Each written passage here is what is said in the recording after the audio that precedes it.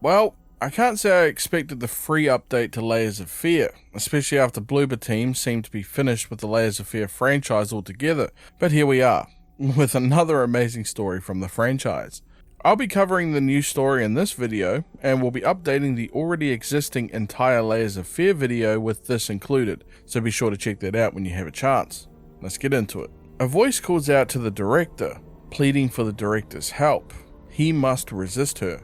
The director awakes in his office surrounded by movie posters of his work, not to mention a few notes that give us some insight into his current state of mind. The film's only redeeming quality remains performance. Not all of us have forgotten the star of the silent movie era after he left the industry so abruptly. I'm delighted to say his talent still shines even in such an awful production. When asked why he plays in his film, the star told us, "He approached me with enthusiasm, saying that he was a fan and I couldn't say no to such passion." After they fell into debt with the studio, perhaps the only talented person on the crew proposed that he'll write a script for a new movie that would finally earn some money. The same movie that killed him 2 months later. Daughter blames the director for his death, saying that he took advantage of her father after his fall from grace. Already the director is partially to blame for the death of a scriptwriter. His daughter blames him. Could that be who the director dreamt of at the start? He wrote this movie to help us. He wouldn't want us to abandon it. I'll finish the script, and we'll shoot it together for him.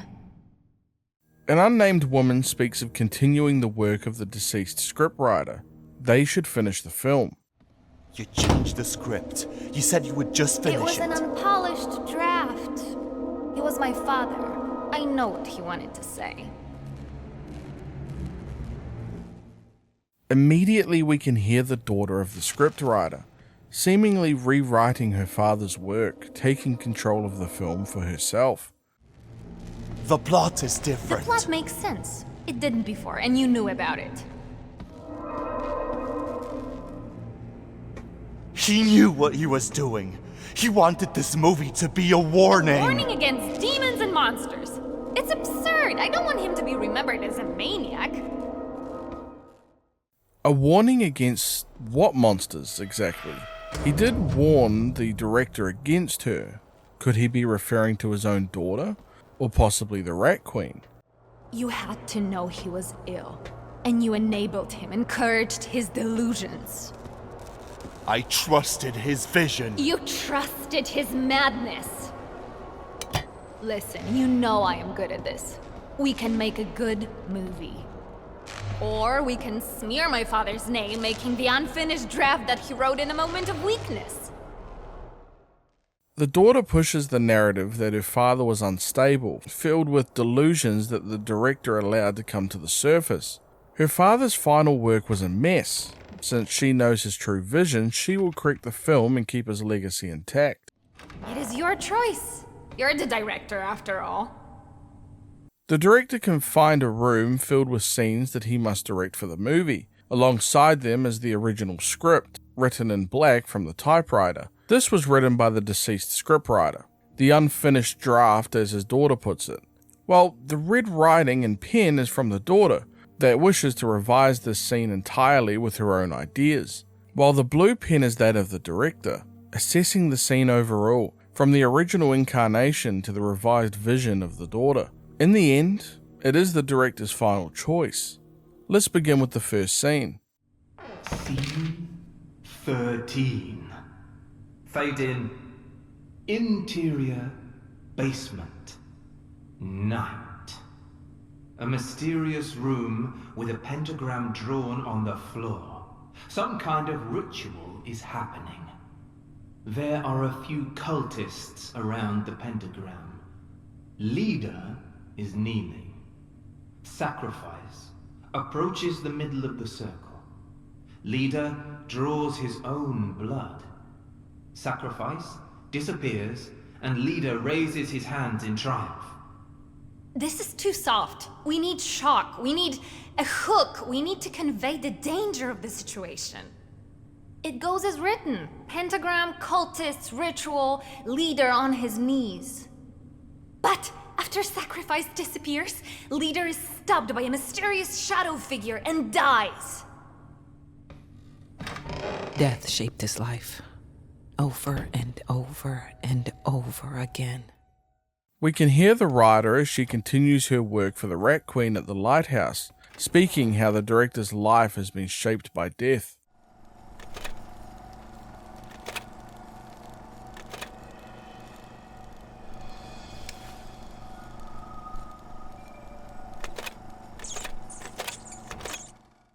The sound of rats can be heard as he looks over his work. At the end of the day, it doesn't matter what they think. Just making movies. It's magic. It's new. It's world-changing. You might recognize the mannequins from the actor's story. These return in the director's story, acting in for past staff at the studio. These two, speaking on the death of the scriptwriter and the investigation that took place over it. I heard they closed the case.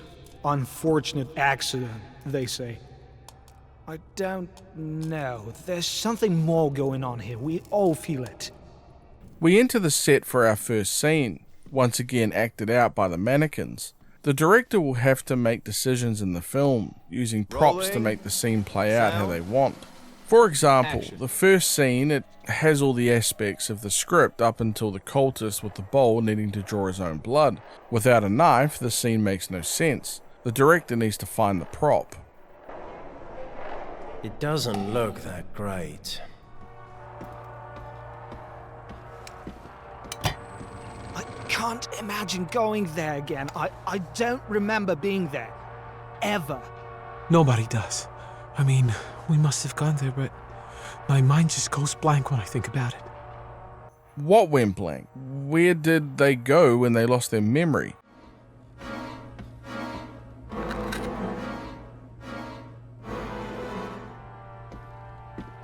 A person should be steady, unflinching. Otherwise they end up as a prop for others to use. Straight out of a horror film, but thankfully it's just a shadow puppet, simply an illusion of the light.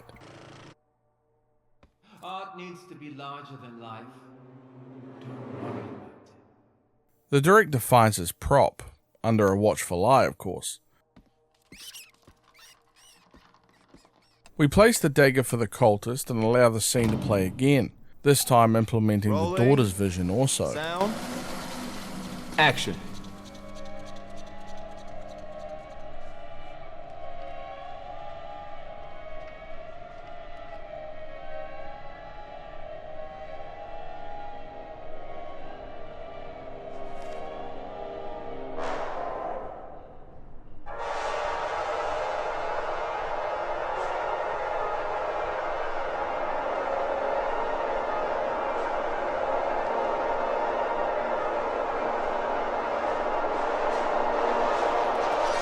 Notice how, as the shadow creature that the daughter implemented into the story appears, the rats run through the scene.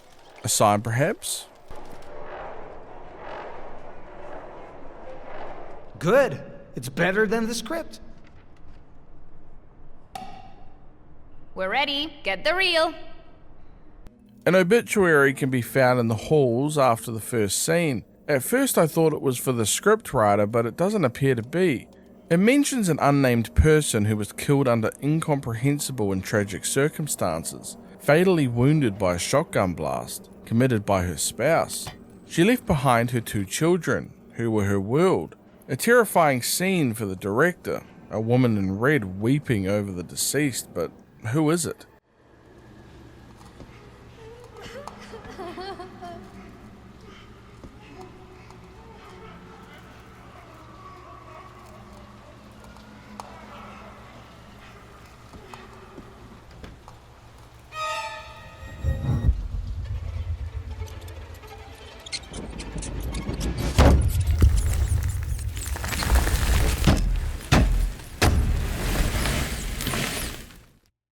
The sounds of rats fade as the director finds himself once again in the theatre, in desperate need to film his next scene. He tried to talk about ghosts that haunted him.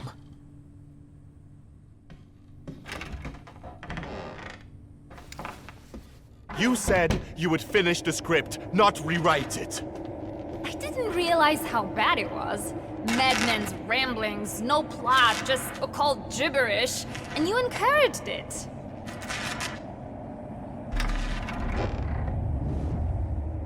You know, we need this movie to be great. I don't intend to end my career now.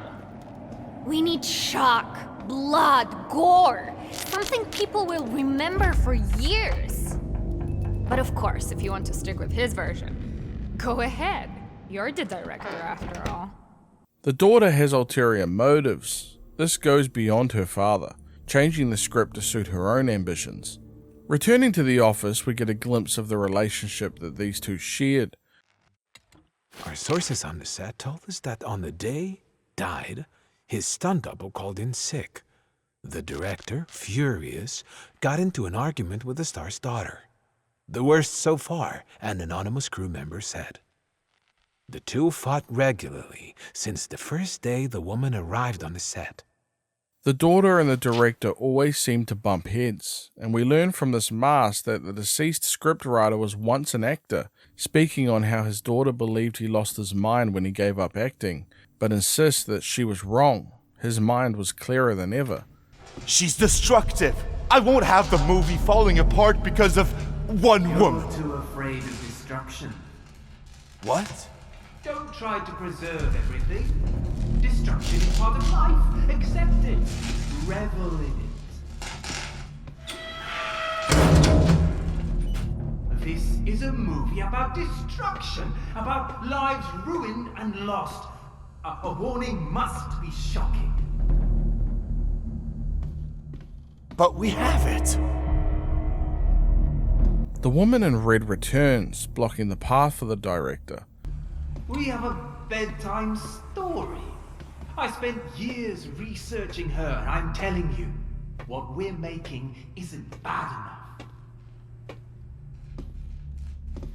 Her? Hush! It's time for the next two scenes. Scene 22. Fade in. Interior oval room, night. Oval room in the mansion, static camera, view through the arched doorway. One of the cultists is sitting in the room. The killer, sacrificed from the first scene, approaches slowly. The person sees the killer enter the room and runs. Killer shoots at them but misses. This version gives a slapstick vibe. We need to establish that the killer is actually dangerous. Also, we need it to be more visually appealing. The killer appears with a machete. He throws it and hits the cultist's back. Then he approaches his wounded victim slowly, menacingly, and finishes them off. Scene 66. Fade in.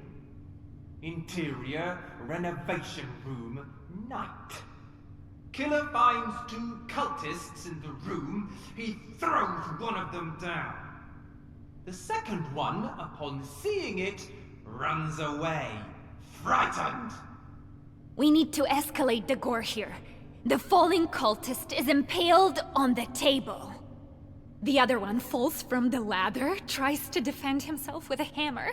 Killer saws off his hand, then decapitates him. The one impaled dies when the chandelier falls on him. It's a bloodbath. The shock, terror, and pain. He wanted to throw it all out.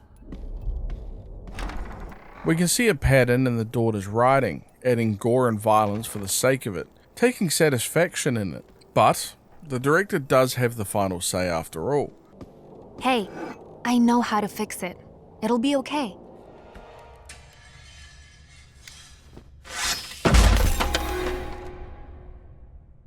The director arrives on the new set, ready for the scene, but let's see how this plays out without any props. Rolling. Sound. Action.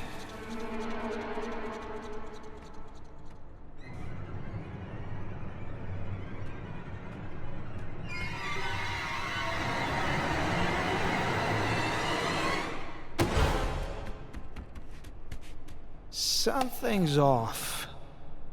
The key here is positioning. In the original script, the victim needs to escape after being attacked. We need the prop for the killer and a new angle for the victim. Oh shit, oh shit, shit, shit! It's okay, it's okay. Here, let me bandage it. What if it was rabid? The staff members were bitten by rats, another terrifying sign of the real influence behind this creative mind.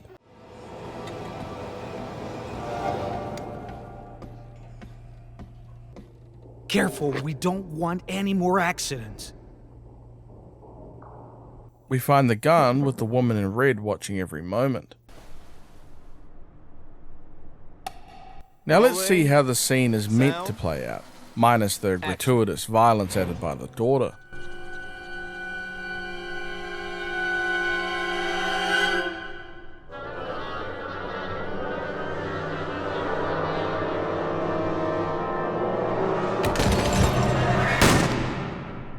I think we're good.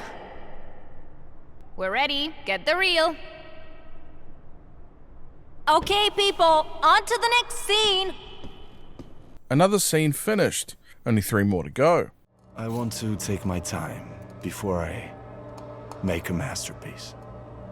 But yeah, I do have something in mind. The next set is ready, but once again we hear how much influence the rats had on the staff. You're just saying things. Get some rest. I'm sure it was nothing. Rest? I haven't rested since we started shooting. I don't sleep, I don't eat, there are rats in my kitchen. We head out to find the prop, this time a hammer. We're keeping to the original vision, straying away from the daughter's influence. The most important thing in art? Ha! Stubbornness. Rolling. Sound. Action.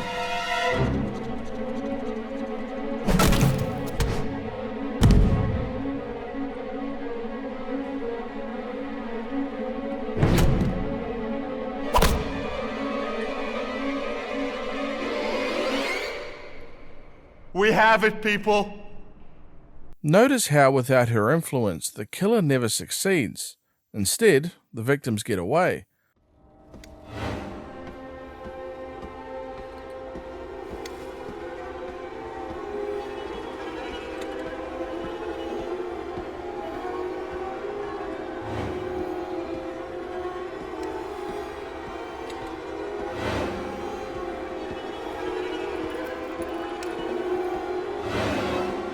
The woman in red continues to appear in the hallways, chasing the director, rats following suit.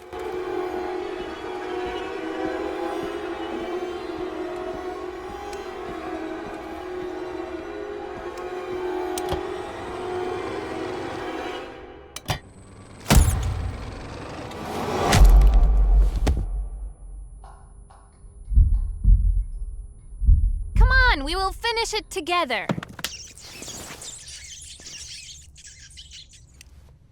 The woman in red turns into the camera woman that we've seen previously working on the scenes. Could this be the daughter? I learned a lot about her. And I think she knows that. And she's not happy. In the end, there was only terror. 3 scenes finished, only 2 more to go. It's shocking, it's grotesque. The form swallows up the essence.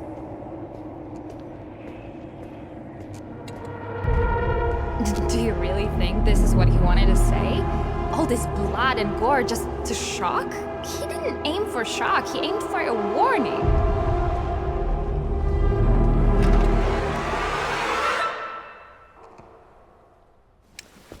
My father believed that there are monsters in this world. There is no monster in this film. There are only people.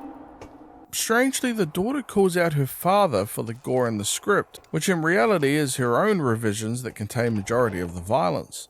But the monster being mentioned, could the scriptwriter know about the Queen of Rats? Was it her book that he found? Did she kill him for it? I can't do this anymore. You've been wonderful to work with. Sure, we never made anything prominent, but we had a good time, and the work sustained us. I wanted to see this through with you. Alas, I can't stop thinking about its last moments. How a series of inconsequential events, stunt double getting sick, you and arguing again, how it all led to his death. How small things keep happening.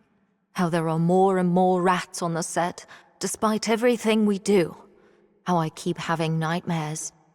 I'll be frank with you. I'm afraid. I hope we meet again. I hope we'll make another movie together. But for now, I need to leave. Odd how everything that has been found suggests that the death of the script writer was almost a freak coincidence. A bunch of small things that all added up, not to mention the rats. She knows. She sees you.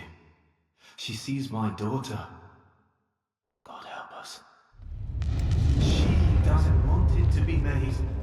She turned her eyes on us. Her eyes. What are you talking about? Don't ask. You cannot comprehend her, the queen, the being, the muse. She will use all her power to stop us, but we cannot.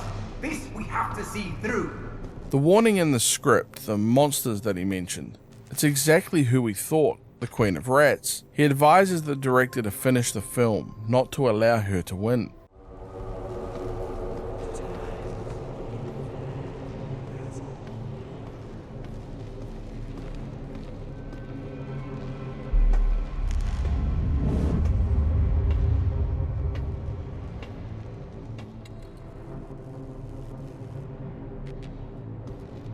Don't turn your mind towards her, lest you lose it.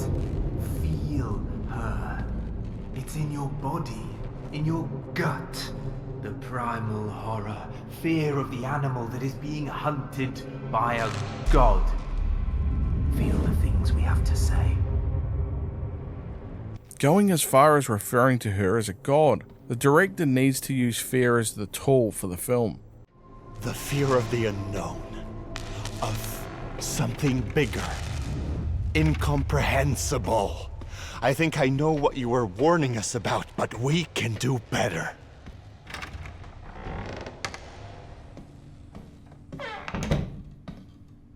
The final two scenes. Scene 1 plus square root of 5 divided by 2. Fade in. Interior dining room. Evening. Cultists sit at the table. There is an intense conversation we cannot hear. They seem to plan killer's demise. There is no suspense. We need them talking, sure, but there has to be a mystery. We had a cage with rats, squeaking and agitated. They foreshadow the unexpected event. Scene 5. Fade in. Interior, ritual site, night. In the ritual site, similar but different from scene 13, killer tries to kill himself, summoning the ultimate evil.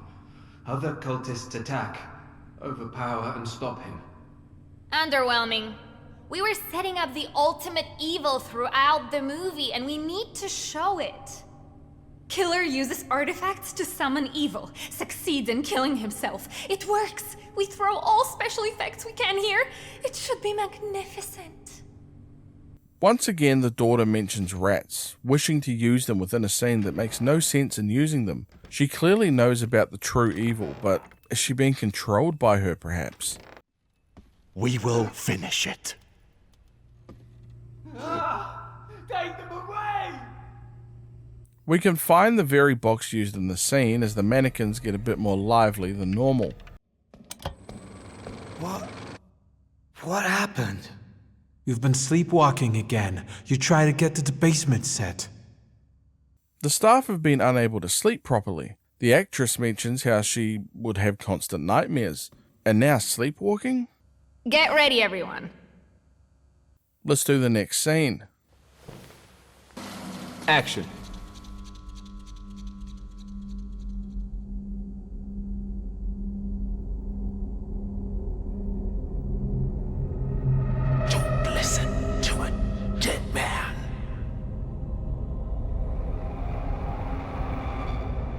want to end up like him? I know what you must do. So lost. Let me lead you. Don't you want to be great?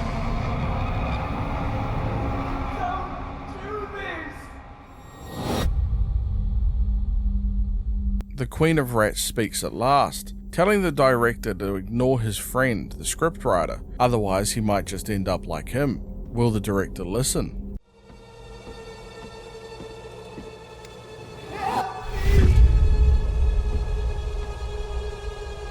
A mannequin is pulled away into the corridors. Could this represent the scriptwriter?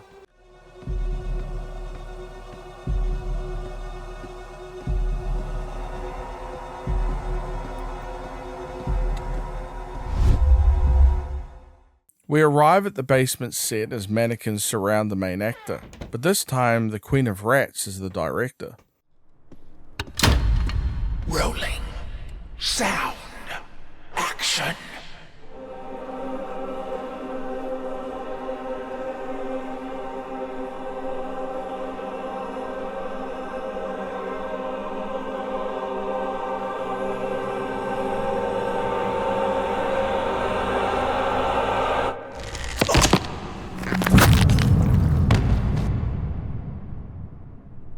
This is our final scene, but first we need our props.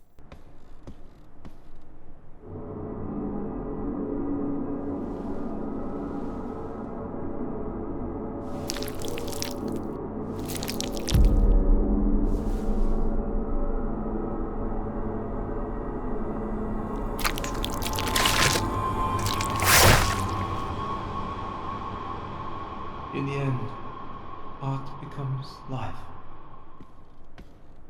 To see the ocean in a bowl of water, to understand that every part of the universe is equally vast and uncaring.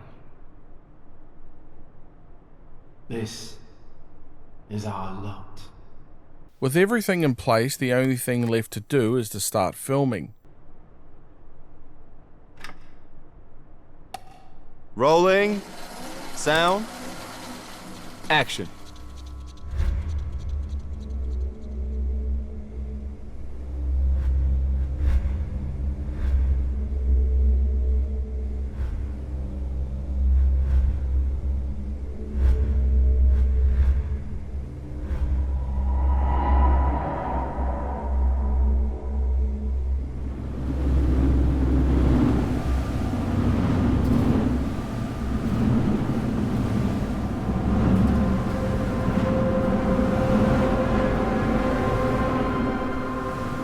I think this is better than the original. The film is finished, as the director can now put them all together. After all this, they sat together to watch their creation.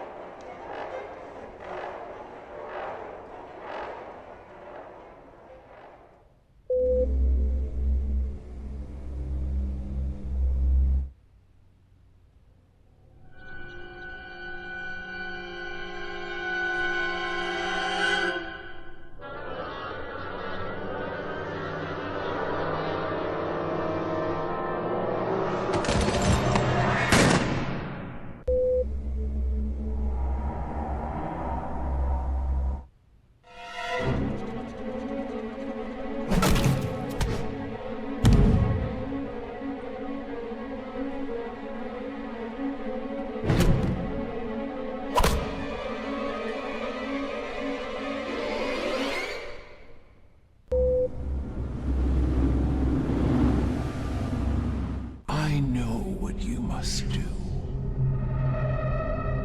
So lost. Let me lead you. Don't you want to be great?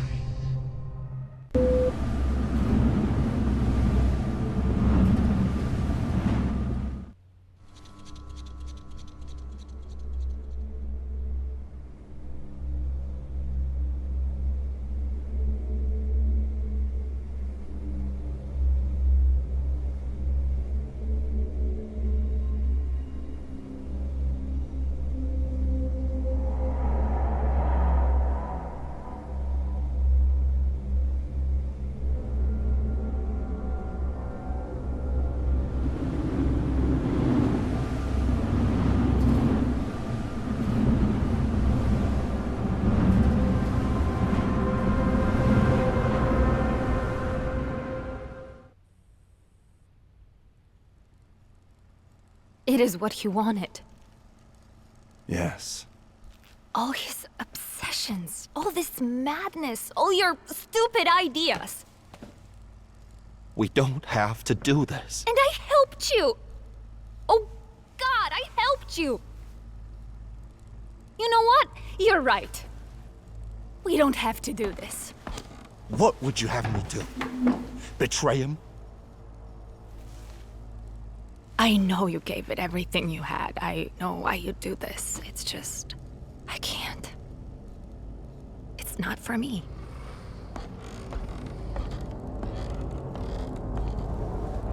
Don't contact me ever again, please.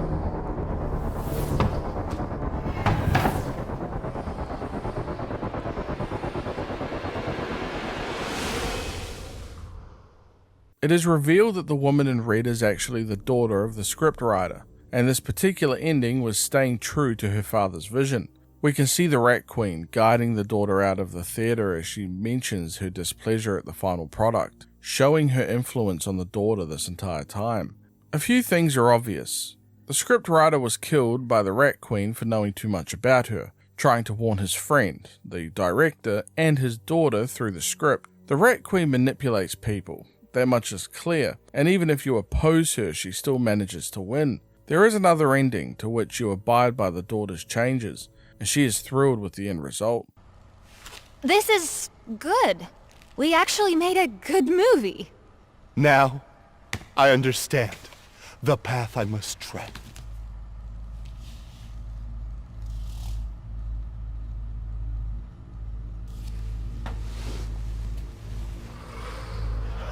Yes. Now I understand the... Sorry, what? Hush!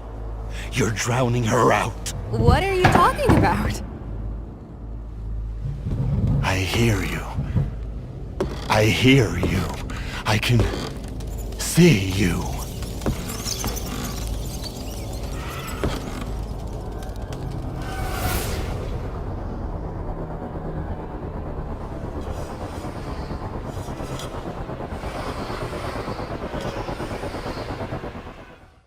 And with that ends the story explained of Layers of Fear, the director's story. I wanted to try and keep this video in the same vein of the entire story style that I did, which I hope you enjoyed. If you did, remember to like the video and subscribe for more lore content in the future. Until next time, peace.